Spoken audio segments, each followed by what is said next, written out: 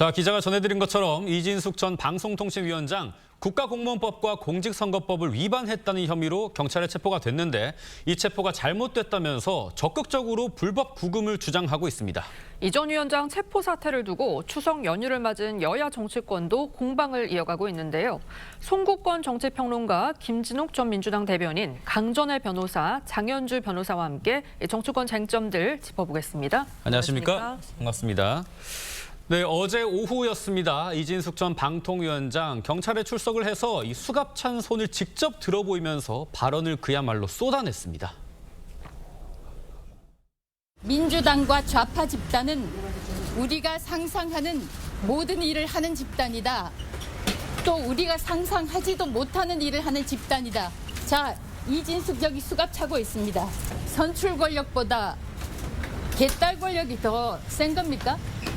지난 7월 3일에 소위 뉴스공장의 최민희, 김현, 한민수, 노정면 이렇게 얘기하더라고요. 노정면 의원이 대법관 하시겠습니까? KBS 이사 하시겠습니까? 대통령 위에 그 개딸 권력 있습니까? 자, 방통위가 없어지면서 자동 면직이 된 지 하루 만이고요. 추석 연휴가 시작되기 직전에 자택 지하주차장에서 전격적으로 체포가 됐습니다. 이 면직부터 체포까지 과정 좀 어떻게 보셨습니까? 일단 이진숙 전 위원장이나 국민의힘이 정치적 배경이 있다고 주장을 하고 있죠. 네. 그 주장을 하는 것은 크게 두 가지입니다. 무엇보다 그 전제가 되는 것은 이것이 민주당이 고발한 사건이고, 그리고 경찰에서 지금 6번 소환에 불응했다고 하는데 지금 종합적으로 정리를 해보면은 1, 2, 3차 소환 통보는 그때 변호사와 그 협의 중일 때 계속 통보가 왔다는 거예요. 그래서 왜 이렇게 자꾸 통보를 하느냐고 하니까는 그 담당 그 과장이 이것을 형식적으로 하는 것이니까 신경 안 써도 된다. 이렇게 이야기를 했다는 거예요. 네. 그다음에 3번의 통보가 더 있었는데 앞에 2번은 합의가 안 됐습니다. 이거 합의가 원칙이죠. 변호사가 있으니까는. 마지막 합의된 것이 바로 9월 27일 오후 2시인데 그날은 국회에서 필리버스터가 있었고 방통위가 없어지는 그날이었으니까 자리를 지키셔야 되죠. 그렇기 때문에 이것은 그동안 계속 보낸 것은 소환 통보장을 보낸 것은 이 체포영장을 청구하기 위한 일종의 빌드업이다. 이렇게 보는 거예요. 또 하나는 뭐냐면은 이게 과연 체포까지 이 영장까지 청구를 해서 발부할 사안인가 이겁니다. 선거법 같은 경우에는 이렇게 하는 경우가 거의 드물죠. 드물고 더구나 이 사건과 관련해서는 이게 지난번 작년 9월에 이런 그 발언이 있었어요. 발언이 작년 9월에 있었는데 이것을 사전 선거 운동이라고 지금 그 혐의를 하는 겁니다. 네. 뭐냐면은 지난번 6.3 대선은 그런데 그 확정된 것이 작년 올해 4월 4일이죠. 4월 4일 윤석열 전 대통령이 파면되고부터 대선이 확정된 거예요. 그런데 그 전에 그것을 사전선거 운동을 했다고 하니까 말이 안 된다는 거고, 가장 핵심적으로 제가 보는 것은 이것이 그 감사원에서 감사를 다 했어요. 감사를 해서 감사원에서 주의 조치를 내렸습니다. 네. 이거 수사 의뢰를 하지도 않고 어떤 징계 요구도 하지 않았어요. 그냥 감사원에서 주의 조치를 내린 것을 경찰이 이렇게 그 수갑까지 채워서 그 신병을 확보를 하려고 하는 것이 정치적 의도가 있는 것 아니냐 그렇게 보는 거죠. 네, 이진숙 전 위원장은 취재진 앞에서 수갑찬 손을 흔들어 보이면서 이 경찰 체포를 강하게 비판을 했고요. 이진숙 전 위원장의 SNS에도 이 남색 천으로 가리지 않은 수갑찬 사진이 저렇게 그대로 게재가 됐습니다. 경찰이 이 전 위원장에게 수갑을 채워 연행한 점도 논란인데 법원은 지금 정당하게 발부한 영장이다 이런 입장이거든요. 장 변호사님. 그렇죠. 일단 이게 영장에 의한 체포입니다. 그러니까 법원의 수사기관이 청구를 해서 체포영장을 발부를 받고 이 영장을 집행한 것에 지나지 않는 것이거든요. 우리 형사소송법에 따르면 그러니까 피해자가 그 조사를 위해서 출석하라고 했을 때 이 소환 요청에 응하지 않거나 또는 불응할 우려가 있을 경우에는 법원에 체포영장을 청구하고 발부받아서 집행할 수 있도록 되어 있습니다. 결국 체포영장에 의한 체포는 조사 과정에서 조사에 응하지 않고 소환에 응하지 않는 피의자들에 대해서 강제로 신병을 구인해서 조사를 할 수 있도록 도와주는 강제 수사의 일환이거든요. 사실 이진숙 전 위원장 측에서도 인정하고 있지만 지금 6차례에 걸쳐서 경찰에서는 출석을 요구했다라는 것이고 그 부분에 대해서 불응이 되었기 때문에 당연히 경찰로서는 체포영장을 청구할 수밖에 없었을 거라고 생각이 들고요. 그 과정에서 법원이 적법하게 영장을 발부했고 이 집행하는 과정에 문제가 없었기 때문에 사실 이진숙 위원장이 지금 뭐 반발은 하고 있지만 그런 메시지들이 좀 정치적인 메시지로 들리고 사실 법적으로 이것이 문제되는지 이 부분은 완전히 변론이라 이렇게 말씀드리겠습니다. 네, 앞서 평론가님이 잠시 언급을 해주셨듯이 경찰은 이진숙 전 위원장이 지난해 9월 일부 유튜브에 출연해 한 발언이 공무원의 정치 중립 의무를 위반한 걸로 보고 있습니다. 해당 발언 직접 들어보겠습니다. 보수의 여전사 참 감사한 말씀이고요. 가짜 좌파들하고는 우리가 싸우는 전사들이 필요하다 실질적으로. 국민이 자유파, 국민이 부유한 자랑스러운 간판입니다. 보수 여전사 이재명. 감사합니다. 민주당이나 이 좌파 집단은 우리가 상상할 수 있는 모든 것을 하는 집단이다. 그리고 우리가 상상하지 못하는 것도 하는 집단이다. 네, 경찰에서는 이 발언에 대해서 이거 일종의 사전 선거 운동이다 이렇게 보고 체포까지 했는데 발언을 한 시점이 지난해 9월쯤이잖아요. 그렇죠. 이때는 조기 대선 한참 전이긴 합니다. 조기 대선 전이라기보다는 윤석열 전 대통령이 12월에 비상계엄을 선포하기 전이기도 하죠. 네. 그러니까 지금 어떻게 보면 이진숙 위원장이 모든 것을 알고 있었던 것처럼 그런 전제하에 이런 혐의를 씌울 수밖에 없는 것이거든요. 그러니까 이런 부분은 앞뒤가 맞지 않는다. 시기적으로도 전혀 아무도 상상할 수 없었던 상황에 혼자서 사전 선거 운동을 했다는 혐의에 대해서 이의를 할 수가 없는 것입니다. 그리고 앞서 장현주 변호사님께서 법원에서 정당하게 발부된 체포영장이기 때문에 여기에 대해서는 응해야 된다라고 말씀을 하셨지만 저희 국민의힘에서 궁금한 것은 경찰 측에서 검찰을 통해 그 체포영장을 법원에 신청할 때 지금까지 변호인이 이야기하고 있는 내용들 모든 자료들을 넘겼느냐 하는 거예요. 네. 9월 27일에 그 조사를 받기로는 이미 9월 9일에 협의가 되었었는데 그런데 그 이후에도 두 차례 또 소환장을 보낸 바가 있었고 9월 27일에 협의한 날짜가 갑작스럽게 또 방송미디어통신위원회라는 것을 민주당에서 법으로서 통과시키겠다고 하면서 필리버스터 과정에서 이진수 위원장은 본인과 관련이 됐기 때문에 국회에 갈 수밖에 없다. 이것을 불출석 사유서를 이미 제출을 한 바가 있거든요. 네. 이런 불출석 사유서도 법원으로 넘어가고 그 전에 협의됐던 부분들도 분명히 법원이 인지를 한 상황에서 영장이 나온 것인지 여기에 대해 저희 국민의힘에서 그 영등포 경찰서에 찾아가서 항의를 했을 때에도 제대로 답변을 하지 못하는 모습을 보였습니다. 내일 오후에 그 체포 적부심이 있는데 이 상황에서 좀 가려지게 되지 않을까 싶습니다. 네, 지난해 9월 발언이기 때문에 선거 개입이 될 수 없다는 건데 이 전 위원장 발언의 시점이 혐의를 가를 쟁점이 될 수 있을 거라고 보시는지요? 글쎄요, 뭐 저 부분에 대해서는 조금 더 법적인 그 판단을 좀 구해봐야 될 것 같습니다. 제가 좀 두 가지를 좀 말씀드리고 싶은데 첫 번째는 이 사법적인 사건입니다. 지금 이진숙 전 방통위원장에게 국가공무원법 위반과 선거법 위반 두 가지의 지금 혐의를 가지고 체포영장을 집행한 거 아닙니까? 그렇습니다. 이런 사법적인 사건을 굉장히 정치적인 사건화하려고 지금 하는 모습이 이진숙 위원장에게서 보이고 있다. 특히 이진숙 위원장이 본인이 평상시에 뭐 그 좀 전에도 나왔습니다만 보수의 여전사라는 표현을 좋아하는지는 모르겠습니다만 오히려 지금 이런 이 법적인 상황을 정치적인 상황으로 이렇게 호도하고 그것을 통해서 본인이 스스로가 보수의 특히 이재명 대통령과 이렇게 각을 세우는 그런 여전사의 모습을 만들어가려고 하는 거 아닌가 이런 부분 하나 하고요. 또 한 가지는 지금 이진숙 전 방통위원장이 두 가지 측면에서 되게 부적절한데 하나는 특권의식이 있다라는 겁니다. 왜냐하면은 6번에 좀 전에도 설명 나왔습니다만 출석 요구가 있었을 때 그 부분에 대해서 마지막 한 번 국회에서의 필리버스터 때문에 참석하지 못했다라는 걸 제외하고 나머지 5번에 대해서는 왜 본인이 불출석했는지 출석에 응하지 않았는지에 대한 설명을 하고 있지 않는다라는 부분 하나고요.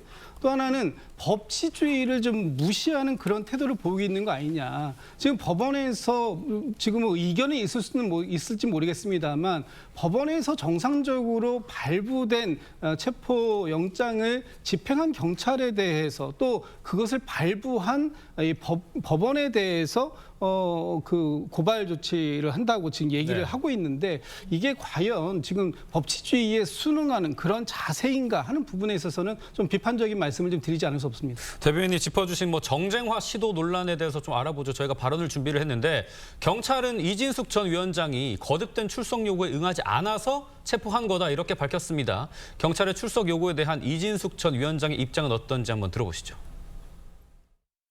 마지막 출석 요구가 된 날이 9월 27일이었어요.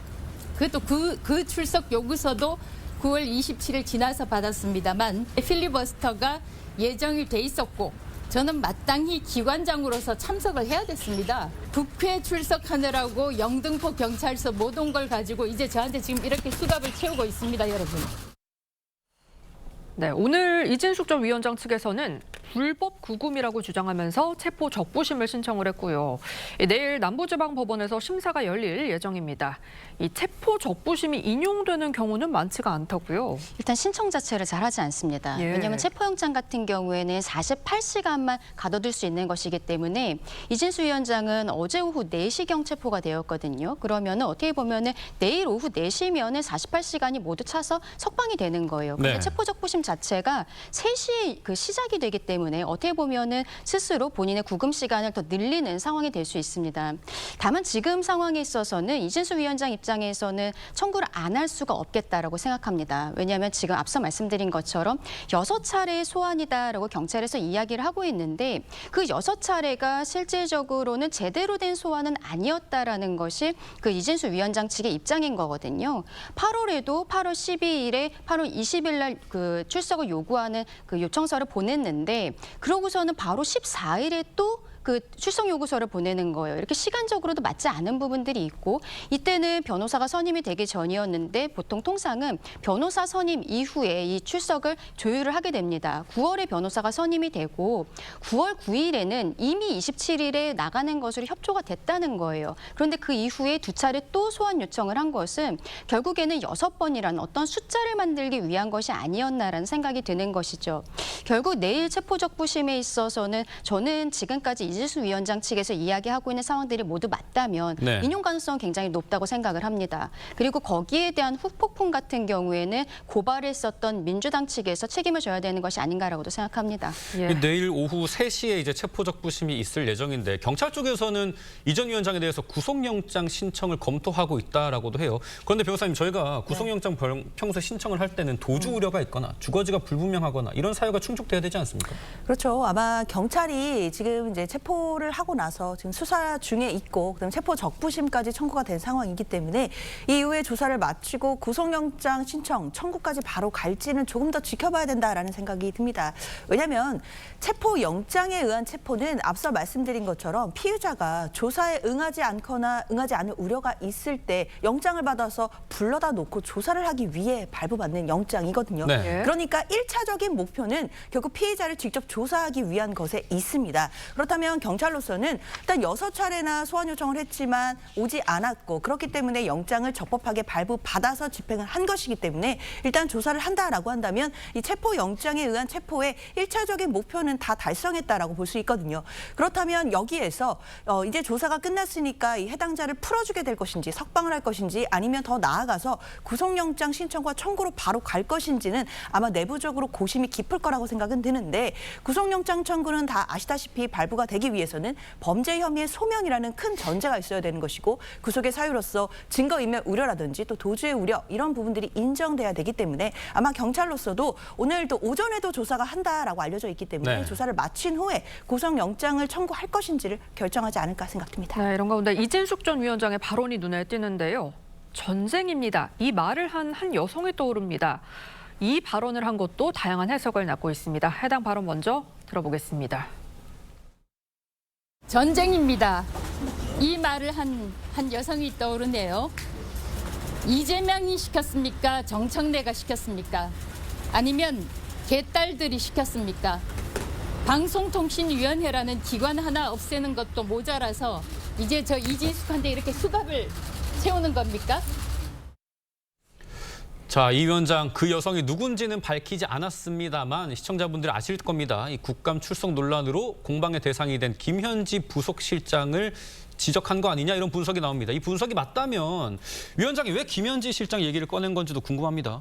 일단 두 가지로 볼 수 있는데 하나는 본인이 이제 전쟁이다. 김현지 실장이 이야기했던 것처럼 그런 각오를 이야기했다고 볼 수도 있는데 그것보다는 지금 김현지 실장이 그때 이재명 대표 시절에 그 검찰에서 소환 통보가 오니까는 그 핸드폰 문자 메시지로 전쟁입니다 이렇게 했잖아요. 그렇죠. 그래서 그 김현지 씨를 떠올리는 거예요. 그래서 이렇게 갑자기 체포영장을 신청을 하고 발부해서 체포하는 것이 지금 김현지 부속실장에 대해서 여러 가지 논란들이 일어나고 있지 않습니까? 국정감사에 출석하는 문제.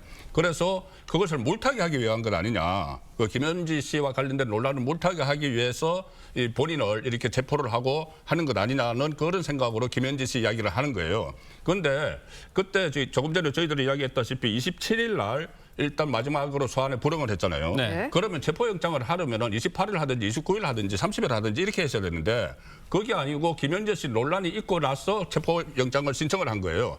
그렇다면 김현지 씨 논란과 그 상관이 있다는 이 이야기를 하는 겁니다. 그 체포영장 시점에. 그래서 이것은 일종의 그 물타기 하기 위해서 본인을 이렇게 뭐 체포를 하고 수감까지 채운 것 아니냐. 이제 그런 말인데 여기에 저는 이게 좀 정치적인 그 요소가 좀 가미가 됐을 수 있다고 보는 것이 이게 지금 말씀드렸다시피 4월 달에 민주당이 고발을 했어요. 왜 4월 달에 고발했냐면 작년 9월 달에 나온 발언을 4월 달에 고발을 한 것이 4월 4일 날 윤석열 전 대통령이 탄핵이 되면서 조기 대선이 확정이 됐죠. 확정이 됐고 그 이후에 그 고발만 해놓고 있었는데 6.3 대선에서 이재명 정부가 들었었잖아요.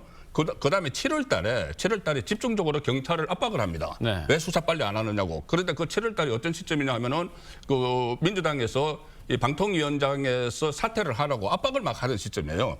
압박을 하던 시점에 경찰 수사까지 계속 다그쳤죠. 다그치니까는 경찰로서는 상당히 좀 거기서 좀 압박감을 느꼈을 수도 있고 그게 지금 이번 시점에 지금 조금 전에 말씀드린 것처럼 국민의힘에서는 그걸 의심을 하는 거죠. 왜 27일 날, 그 다음 날도 아니고 10월 1일 날 영장을 청구를 하느냐. 이것은 김현지 논란을 좀 이슈를 듣기 위한 것 아니냐. 이런 그 생각에서 제가 발의해 놓은 겁니다. 그 야당을 중심으로 이 만사현통 모든 거는 김현지 실장을 통한다 이런 얘기도 나오고 있지 않습니까? 김현지 실장 논란을 물타기 하기 위해서 이 전략적인 선택이다. 이런 지적은 어떻게 보십니까? 저는 물타기라고 보지 않고요. 오히려 거꾸로 지금 야당이 김현지 프레임을 만들어가기 위한 것 아니냐. 그리고 거기에 이진숙 전 방통위원장도 올라탄 것이다. 이렇게 볼 수밖에 없습니다.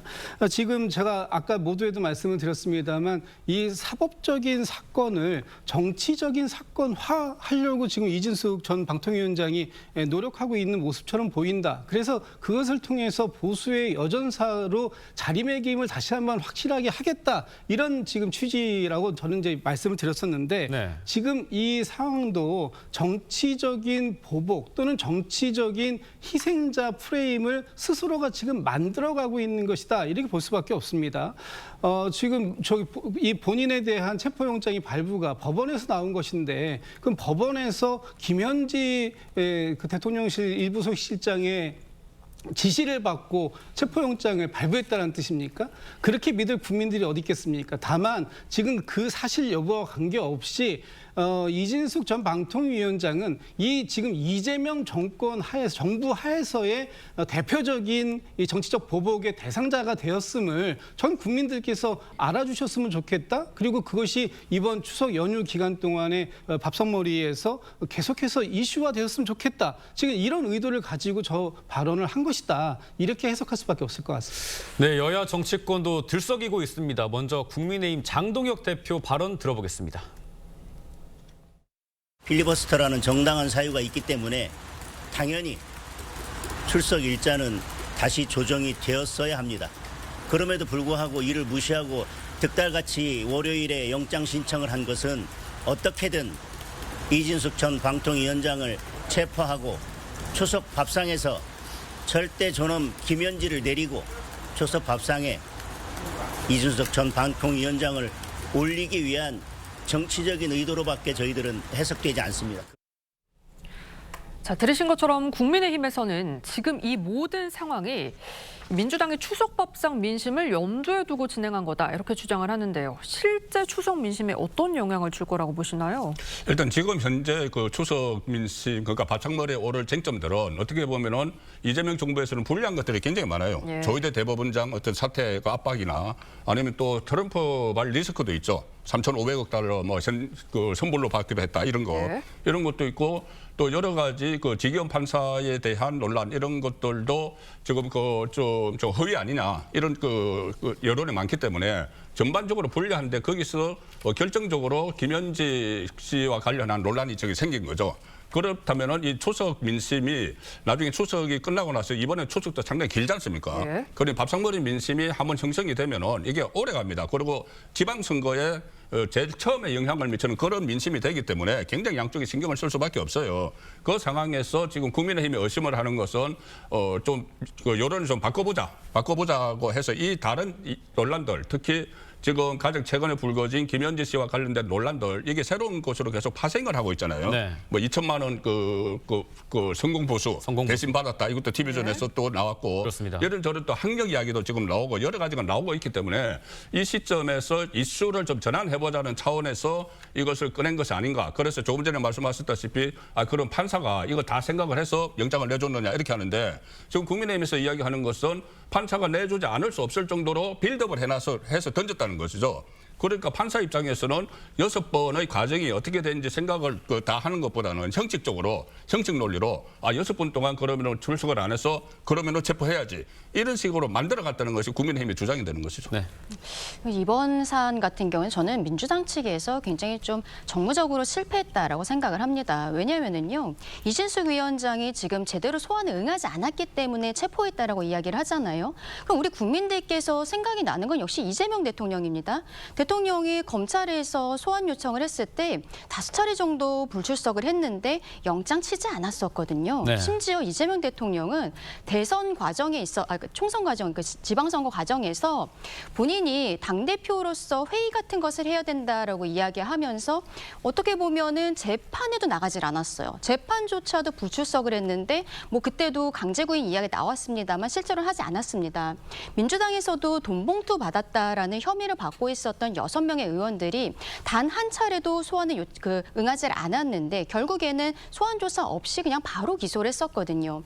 국민들께서는 왜 지금 이진숙 위원장에게만 다른 잣대를 대고 있는 것인가? 그리고 그 과정에서 경찰이 이진숙 위원장 측에서 주장하고 있는 자료들은 법원에 넘기지 않은 것이 아닌가라고 지금 의심을 하고 계시는 겁니다. 뭐 이재명 대통령이랑 같은 기준을 적용해야 되는 거 아니냐 이런 말씀이에요. 사실 개별 사건에 대해서는 또 구체적인 사실관계가 다 다르기 때문에 뭐 동일선상에서 비교하기는 어렵다고 생각이 들고요. 일단 제가 궁금한 건 국민의힘에서는 뭐 민주당이 이 모든 일에 개입했다는 취지의 그런 주장을 하는 것 같지만 사실 이 수사도 경찰이 하고 있고요. 영장을 발부해 준 것도 법원입니다. 민주당이 수사하는 거 아니고 민주당이 체포한 것도 아닌데 이런 정치적인 메시지를 내는 것 자체가 어쩌면 추석 밥상에 이 부분이 오를 것을 더 대비해서 정치적으로 물타기를 하고 있다라는 생각이 들고요.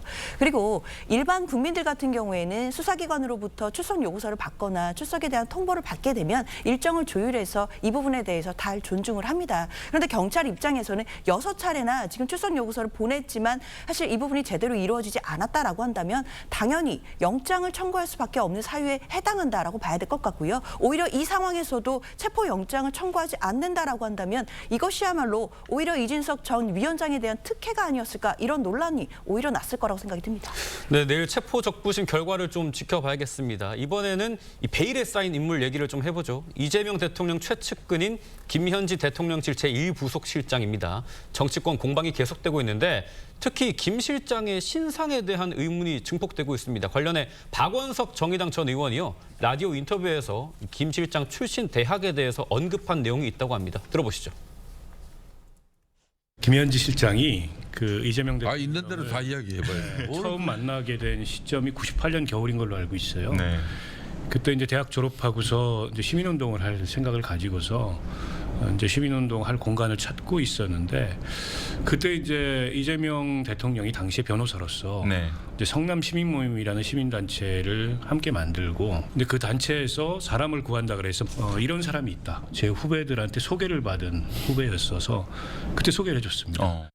그 행정구역 내에 있는 대학을 나왔고 학번은 9사학번 정도 되는 걸로 알고 있습니다. 제가 정확히 제가 학번은 소개하는 몰라요. 대학을 나왔다는 거네요. 대해서 아는 게 상명여대가 없어서. 있었죠. 아, 지금 이제 상명대학교로 바뀌었는데 남녀공학으로. 나 그냥 찍은 건데. 뭐 아무 말도 안 하겠습니다.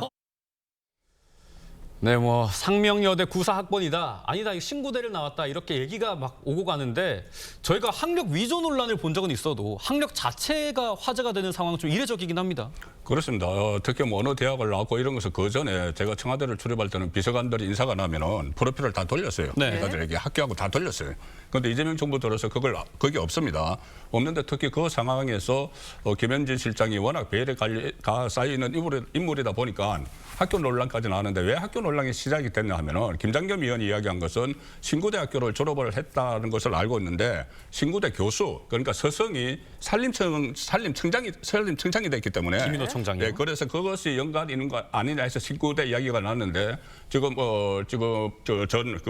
박원석 전 의원은 그게 아니고 본인이 소개를 했고 뭐 상명대를 나왔다 이런 이야기를 하는 것이죠. 이거 본질은 그러면 도대체 뭘 이 감추기 위해서 이렇게 그 김현진 씨와 관련한 신상까지도 공개를 하지 못하는 것이냐. 그러면은 처음에 성남시에서 이재명 당시 변호사 시절에 만났는데 그 어떻게 이제 연결된 것이냐 이런 것이 나오니까는 지금 그때 당시 본인이 소개를 했다 이 말까지 지금 나온 것이죠. 그런데 어쨌든 이 문제의 본질은 어떤 일을 지금까지 했고 이재명 정부가 들어서기 전에 어떤 일을 했고 이재명 정부가 들어선 이후에는 또 그 정무비서관으로서 어떤 일을 했는지 이 부분인데 갑자기 이거를 인사를 하면서 국정감사에 나오지 않아도 되는 부속실로 인사를 했지 않습니까? 네. 그리고 지금 용산에서 이야기하는 것은 인사 수요가 있어서 인사를 한 것이고 거기에 대한 후속이라고 했는데 가장 궁금한 것이 지금 정부 출범한 지 이제 4개월 됐습니다. 4개월 만에 인사를 이렇게 대대적으로 해야 되는 이유가 있었는지 그리고 이번에 이 부속실로 있다가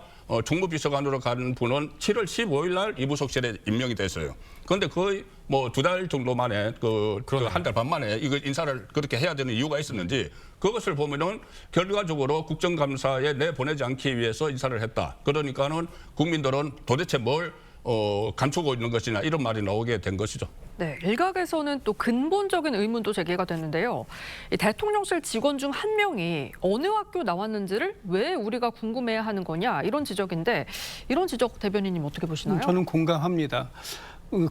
어떤 인사에 대해서 투명하게 알려야 된다라는 뭐 원론적인 입장에는 동의할 수 있지만 지금 김현지 비서관이 과연 어느 학교를 나왔는가? 만약에 김현지 비서관이 학력을 속였다, 학력을 위조했다거나 또는 학력을 허위로 부풀렸다거나 그걸 통해 가지고 어떤 개인적인 이익을 취재하려고 했다거나 하는 부분이 있어서 그것이 문제가 된다면 당연히 검증의 대상이 될 수 있겠죠. 그런데 단지 어느 학교 출신이다 이 하나만으로 그것이 그 사람의 모든 행적을 대변하는 건 아니지 않습니까?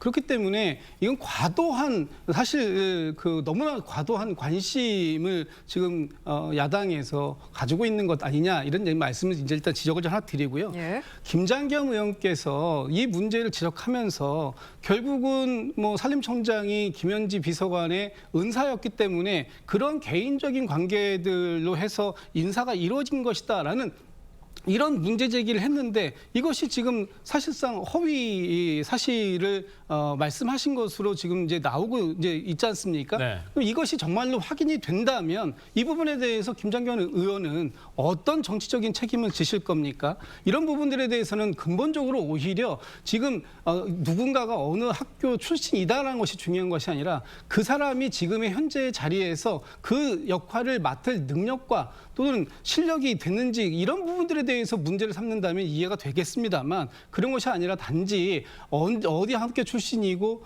언제 어디서 무엇을 했는지 이것에 대해서만 궁금해한다면 그것은 공직자가 아니라 일반 시민들 사회에서도 그 정도는 궁금해할 일은 아니다 이렇게 생각하고 있습니다. 근데 뭐 김인호 청장 발로 이제 뭐 동료를 한 메시지가 언론 보도가 됐기 때문에 어떻게 될지 좀 지켜봐야 될 것 같고 지금 이 총무비서관과 인사비서관, 정무비서관 학력도 이재명 정부에서는 전면 비공개라고 합니다. 그런데 이전 정부에서는 그렇지 않았다고 해요. 이번에는 왜 그런 건가요? 일단 대통령실 입장은 학력이라든지 이런 주요한 경력 정보가 개인정보보호법상 좀 보호해야 되는 정보이기 때문에 일단 원칙적으로 공개가 어렵다라는 취지의 입장으로 보입니다.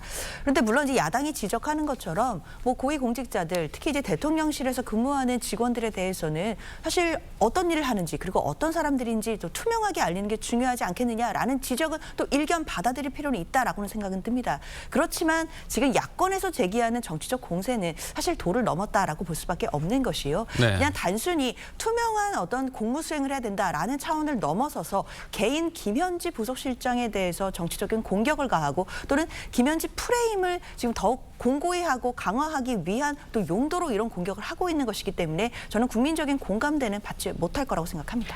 네, 김현지 부속실장이 이렇듯 여러 의혹과 소문에 휩싸인 상태에서 추석 직후 열리는 국정감사에 출석할지가 최대 관건으로 꼽히고 있습니다. 증인 출석 여부에 대한 국민의 입장 먼저 들어보겠습니다. 김현지 현 부속실장이 과거 이재명 대통령이 변호사 시절에 성공보수를 대신 받았다라고 하는 기사가 나왔습니다. 이 정도면 김현지 비서관은 이재명 대통령과 경제 공동체가 아닌가 하는 의구심이 듭니다. 우상호 정무수석은 김현지 현 부속실장이 100% 국감에 출석할 것이라고 얘기를 했습니다. 약속은 꼭 지켜져야 합니다. 더불어민주당에서도 김현지 비서관의 국감 출석에 대해서 반대하지 말기 바랍니다. 자, 국민의힘에서는 지금 김현지 실장이 반드시 출석해야 한다 이렇게 주장을 하고 있는데요. 이 김 실장이 국감에 나오면 어떤 의혹들이 해소가 될 수 있을까요? 일단은 김현지 실장이 나오지 않겠다라고 했었던 부분들부터 한번 확인을 하게 되겠죠. 30년 동안 총무비서관이 안 나온 적이 없었는데 왜 안 나오는 이야기들이 나온 것인지. 좀 박지원 의원 같은 경우에는 본인이 통화를 해보니까 안 나가겠다고 본인 입으로 이야기한 적은 없었고 오히려 나가서 잘 이야기하겠다라고 전의에 불타고 있더라 이런 이야기도 한 바가 있거든요. 예. 그럼 이번에 불출석 논란에 대해서 먼저 물어볼 것이라고 생각을 합니다. 그리고 지금까지 어떻게 보면 김현지라는 이름이 이번 정권 들어서 들어왔던 이야기가 강선우 장관 후보자 낙마에 있어서 마지막에 영향력을 행사했던 것이 인사비서관도 아니고 비서실장도 아닌 총무비서관 김현지였었다라는 보도들이 있었거든요. 바로 이런 지점들입니다. 본인이 가지고 있는 업무, 권한 이런 것들을 넘어서서 어떠한 뭐 말하자면 비선처럼 다른 일들을 하고 있는 것이 아닌지 이 부분이 확인이 필요한 것이죠. 이번 인사이동 같은 경우에는 김남중 대변인 그리고 김현지 실장 또 윤기천 실장이 있는데 네. 이 세 명 같은 경우에는 공교롭게도 성남 라인이거든요. 성남시청부터 같이 근무를 했던 사람들입니다. 그러면은 어떻게 보면 이들 같은 경우에는 본인의 직이라는 것이 중요한 것이 아닌 게 아니냐. 마치 총무비서관이었을 때도 인사에 관여했다는 의혹이 있는 것처럼 이 세 명은 어느 자리에 있던지 간에 어떠한 막대한 권력을 행사하고 있는 것이 아니냐라는 의혹들이 있을 수밖에 없습니다. 그래서 국감에 출석하지 않는 일 부속실장으로 이동한 것이 아닌지 이러한 부분에 있어서도 확인이 필요할 것이라고 생각을 합니다. 어쨌든 지금 국민들께서 김현지라는 사람에 대해서 많이 궁금해하시는 것은 대통령의 30년 동안 옆에 있었던 사람이고 성남시장 시절부터 그때 외부에서 성남시장이 되기 전부터죠. 외부에서 시민사회단체 활동을 하면서 그때부터 있었던 인연이라든지 이런 것들도 국민 입장에서는 확인을 해야 되는 부분이다. 반드시 출석해야 된다고 말씀드리고 싶습니다. 네, 뭐 증인 채택 여부를 놓고 민주당 내부에서도 의견이 좀 갈렸었는데 민주당 김영진 의원은 나와야 된다라는 입장이었죠. 그런데 바뀌었습니다. 지난달 25일에는 지난 30년 동안 총무비서관이 안 나온 전례가 없다라고 말을 했었는데 이번에는 이제 부속실장이 됐기 때문에 나올 필요성 좀 줄었다 이렇게 얘기를 했어요. 신분이 바뀌었기 때문에 이제 국감에 나오지 않아도 된다 이런 취지인가요? 저는 그런 취지를 이해하진 않습니다. 저도 기본적으로 대통령실의 1급 비서관이 국회에서 국정감사를 하겠다고 하는데 증인으로 채택된다면 당연히 출석해야 된다는 것이 제 개인적인 소신이었어요. 그런데 최근에 국민의힘에서 나오는 메시지들, 좀 전에도 그 송원석 원내대표가 의혹이라고 얘기를 하지 않습니까? 네. 그런데 그 의혹이라는 것들이 어떤 이게 법적인 문제가 있는 것이 아니라 과거에 그런 얘기들이 있었다라는 것으로 해가지고 이 무분별하게 의혹을 제기하고 이것을 통해 가지고 좀 정쟁화할 것이 너무나 뻔해가는 이 과정들을 지켜보면서 과연 이런 상황 속에서 나와야 될 필요가 있겠는가라는 쪽으로 저는 제 개인적인 소신이 좀 바뀌었습니다. 넌 당연히 나와서 국민들 앞에서 저게 그 떳떳할 수밖에 없는 그런 행위에 대해서 또 대통령실에서 본인이 맡았던 책임에 대해서 답변하는 것이 기본적인 예의다, 국민에 대한 예의다 이렇게 생각을 했습니다. 네. 그런데 지금 묻겠다라는 것이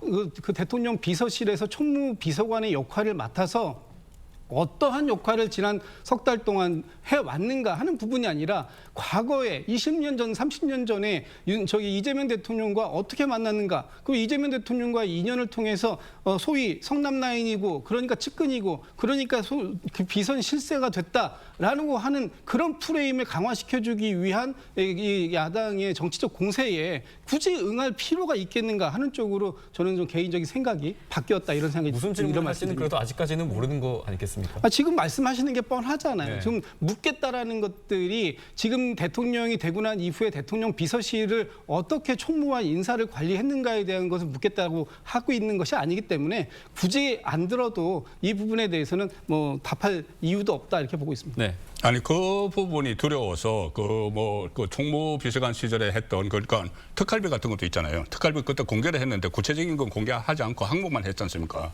그러니까 이번에 그 직무를 맡고 나서 있었던 그것도 묻지 않게 만들면은 그것은 뭐 어떻게 보면은 앞뒤가 안 맞는 그 상황이 되는 것이죠. 그리고 지금 국회 운영위에서 부른다는 거잖아요. 운영위는 위원장이 김병기 원내대표입니다. 네. 민주당 원내대표고 민주당이 다수예요. 다수인데 그 일방적으로 그렇게 놔두겠습니까? 그런 상황인데 이걸 뭐 정치적인 논란 때문에 그 부르지 안 가는 게 낫겠다고 하면은 그럼 가령 예를 들어서 조금 전에 좀 이상한 상황이 하나 있지 않습니까? 뭐냐 하면은 김현지 씨는 본인이 이제 나가겠다고 하고 아주 의욕이 있다고 이야기를 했는데 네. 지금 다른 데서는 오지 말라고 하는 상황이 되는 거예요. 그리고 우상호 정무수석은 100% 나간다고 했는데 바로 대통령실 대변인은 그거는 그 잘못된 거다. 그 민주당에서 결정하는 대로 한다 이렇게 하는 겁니다. 의견 통일이 안 됐네요. 그럼 그게 누가 그 키를 가지고 있는지 지금 민주당이나 그 용산 사람들도 서로 말이 다 다르지 않습니까? 그러면 누군가가 이것을 그 키를 가지고 그러니까 본인은 나가고 싶어 하는데 이거 나가면은 그 곤란하다고 생각하는 누군가가 있는 것 아닌가 그 생각까지 드는 거죠. 평론가님의 개인적인 추측을 들어봤습니다. 네, 저희는 계속해서 정치권 소식 다음 주제로 이어가 보도록 하겠습니다. 민주당의 종교단체 경선 의혹을 받고 있는 김경 서울시 의원을 제명했습니다. 이 의혹은 국민의힘 진종호 의원이 지난달 30일 공개한 녹취로 인해 불거지게 됐는데요. 내용 먼저 들어보겠습니다. 이제 내년 한 2월이나 3월에 후보를 선택하는 그 전화나 URL이 가면 그때 이제 클릭해서 후보를 선택해 주시면 지령이 또 내려오나요? 지령이 내려가죠. 제가 연락이 온 게 우원식 국회의장님. 네네. 이번에 독립군 시사회 그거 하신다고 오라고 연락이 왔어요. 그래서 안 간다고 그랬어요. 왜요? 일단은 이제 추이 어떻게 될지 모르니까 아무 생각. 가시죠, 김민석으로. 자, 민주당에서는 김경시 의원에 대해서 제명에 해당하는 징계 사유가 있다면서 개인적 일탈이라고 선을 그었어요. 변호사님 어떻게 들으셨습니까? 글쎄요. 현직 서울시 의원이 현직 국무총리를 다음 선거에서 서울시장 후보로 당의 후보로 만들기 위해서 3,000명의 당원들을 가입시키려고 하는 의혹이 어떻게 개인적인 일탈로 이렇게 귀결이 되는지 그 과정이 전혀 논리적으로 이해가 되지 않는다라고 말씀을 드리고 싶고요.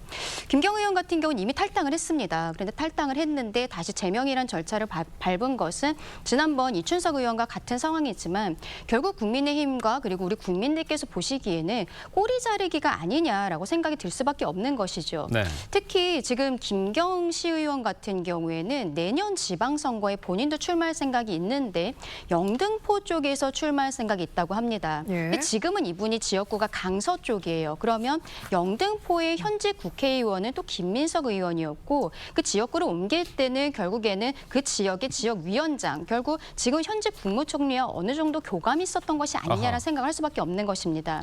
심지어 이번 6월에 함께 식당에 있는 모습이 또 공개가 되기도 했는데 이런 여러 가지 의혹이 있는 상황에서 민주당에서 초반에는 정청래 당대표가 당내의 감찰이라든지 이런 것들을 지시하면서 빠르게 처리할 것처럼 보이다가 결국에는 이런 형태로 마무리를 한다는 것은 이제 수사기관으로 넘어갈 수밖에 없는데 신속한 수사가 필요한 부분이라고 생각합니다.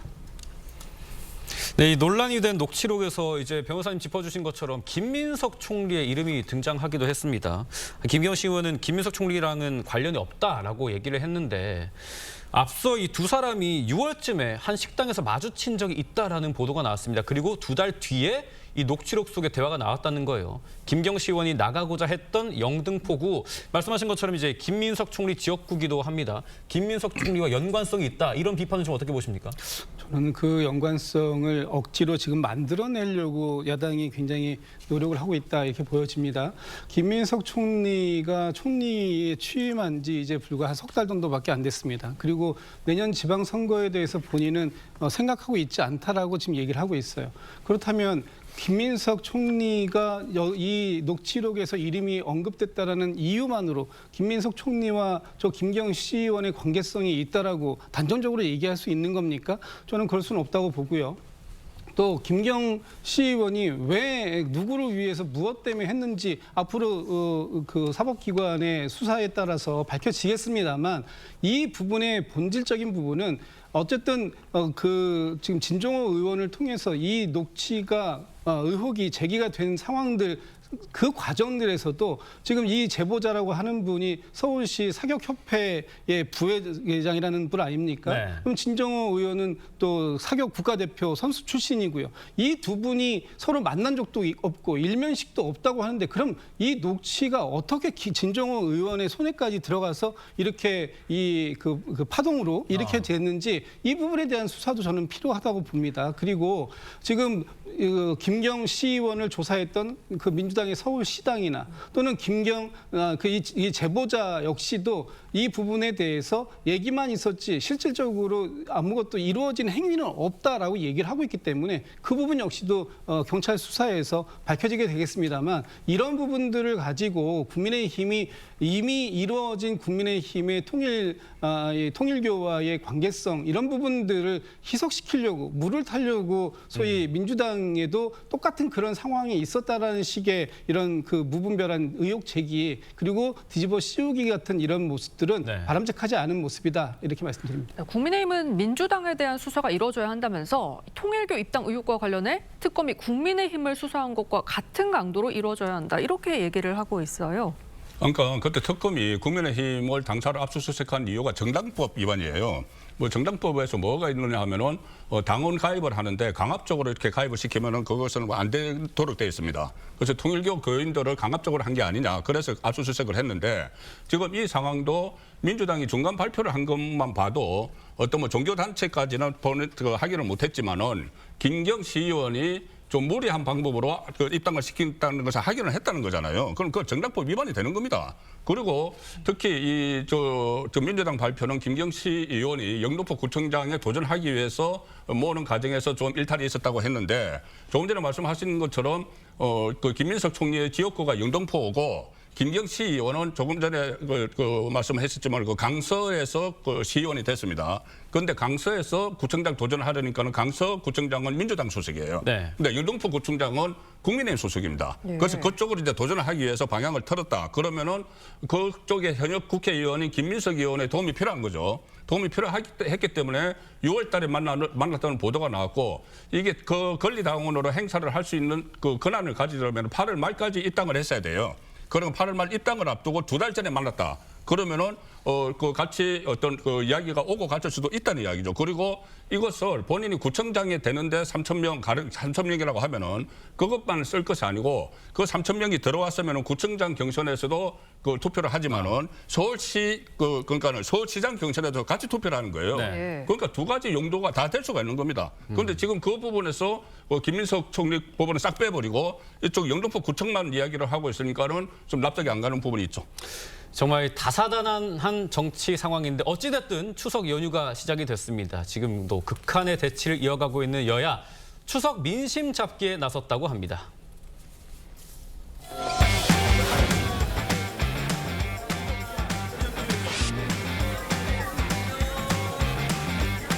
즐거운 추석, 넉넉한 한가위 되시기 바랍니다.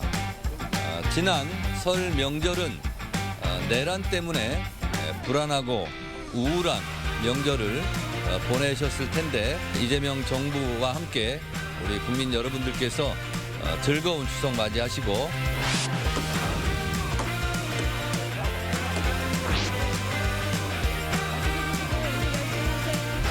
나라가 어렵고 경제가 어렵지만 그래도 더 좋아지기를 바라는 마음으로 송편을 빚겠습니다.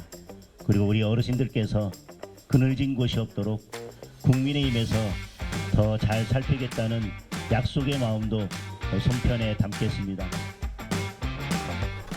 네, 보신 것처럼 민주당 지도부 어제 용산역을 찾아 귀성 인사에 나섰는데요. 이 용산역은 민주당의 전통적 지지 기반인 이 호남으로 향하는 열차가 지나가는 곳이기도 합니다. 소위 텃밭이라 할 수 있는 호남 민심 잡기에 나선 걸로 봐도 될까요? 뭐 그런 취지도 담겨 있을 것이고요. 아마 민주당으로서는 사실 그동안 이제 명절 때마다 용산역에 가서 귀성 인사를 하는 것이 사실상 관례처럼 자리를 잡고 있습니다. 예. 이번에도 긴 연휴를 앞두고 이제 지도부가 귀성하시는 국민들께 직접 인사도 드리고 그리고 또 함께 이제 연휴를 잘 보내시라는 덕담도 드리고 그러는 이제 자리였다라는 생각이 드는데요. 사실 이런 행보도 중요하겠지만 결국 이번 추석 민심 밥상에 어떤 것을 올려드릴지 이런 부분들이 여야 모두 정치적 메시지로서 가장 중요했을 것 같습니다. 무엇보다도 민주당 입장에서는 사실 지난 대선 이후에 지금까지 많은 개혁의 과제들을 수행해 왔었고 특히 정청래 대표가 약속했던 것처럼 이번 추석 밥상에는 그리고 추석 전까지 검찰청을 폐지하겠다라는 약속을 드렸고 그 약속을 지켰기 때문에 이번 검찰 개혁에 관련된 부분들을 또 성과로서 이번 추석 민심 밥상에 올릴 수 있게 된 부분, 이 부분들을 메시지로 많이 내지 않을까 생각됩니다. 네, 국민의힘도 그동안에는 좀 서울역을 주로 찾았는데 보신 것처럼 이 노인복지관을 찾아서 송편을 빚으면서 봉사활동에 나섰습니다. 이번 행보는 좀 어떻게 봐야 될까요? 네, 노인복지관도 찾았고 그리고 청년 소상공인들도 찾고 있습니다. 네. 이번에는 서울역보다는 민생을 챙기겠다라는 그리고 더 열심히 일하는 야당의 모습을 보여드리겠다라는 행보로 봐주시면 좋을 것 같은데요. 물론 이제 귀향하시는 분들께 인사드리는 것도 중요하지만 지금 경제가 너무 어렵습니다. 이재명 정부가 소비 쿠폰을 나눠준 것 이외에 지금 경기 진작을 위해서 무엇을 하고 있는지 모르겠고 그리고 소비 쿠폰마저도 그렇게 효과가 있는지 여전히 좀 아리송한 구석들이 있는 것이거든요. 이러한 상황에서 코스피 5천 시대를 만들겠다라고 하고 있습니다만 요원한 상황이고 그리고 미국과의 관세 협정도 전혀 물꼬가 트이지 않고 있습니다. 이러한 부분에 있어서 저희 야당이 계속적으로 민주당에서는 비판만 하고 있다라고 이야기하고 있습니다만 적극적으로 민생을 챙기겠다 이런 의지를 보여드린 것이라고 봐주시면 좋을 것 같습니다. 네, 지금까지 정치권 쟁점 짚어봤습니다. 네 분 말씀 여기까지 듣겠습니다. 감사합니다.